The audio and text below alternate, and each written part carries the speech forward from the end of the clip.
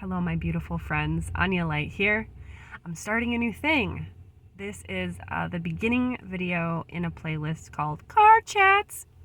I started offering car chats on Facebook Live for the past 6 months or so, and I thought I would transition that offering over here to YouTube.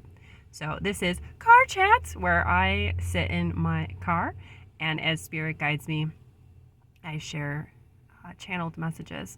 So this one is very much on my heart lately, personally. One of the things I've noticed is that when I fall into periods of low self-confidence, for whatever reason, maybe triggers come up in my life, I'm going through a grieving process or a letting go process, and I'm suddenly having a chapter in my life where I'm feeling like some self-confidence issues come up.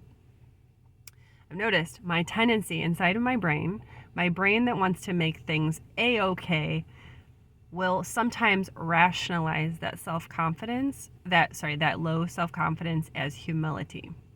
And it makes sense that I would do that because in many of our religious and spiritual traditions, we value that quality, that character quality of humility, of being, not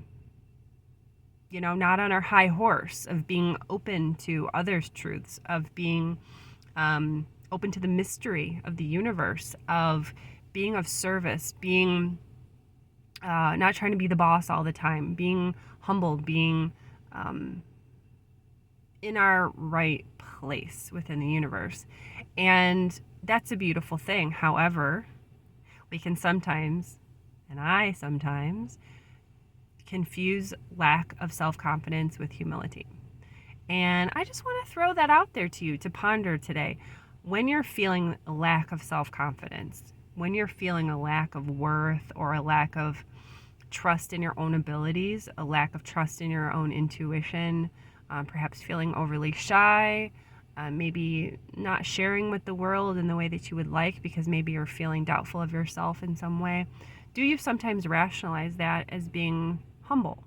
Because I've seen often, in many of the different religious communities that I participate in, especially women, I will say, women who were still, in general, women are working through our collective lack of self-worth. And self-worth and self-confidence are pretty similar terms, in my opinion. We're still trying to believe in ourselves. We were raised in a society where women were seen as less than. So we're still working on it. And we sometimes fall into this humility posture of, well, it's okay that I'm not putting myself out there because I'm just being humble, right? It's an excuse that we sometimes make. It's sometimes a justification that we make for not sharing our gifts with the world, for not standing up for ourselves, right? If someone in our life is being a bully or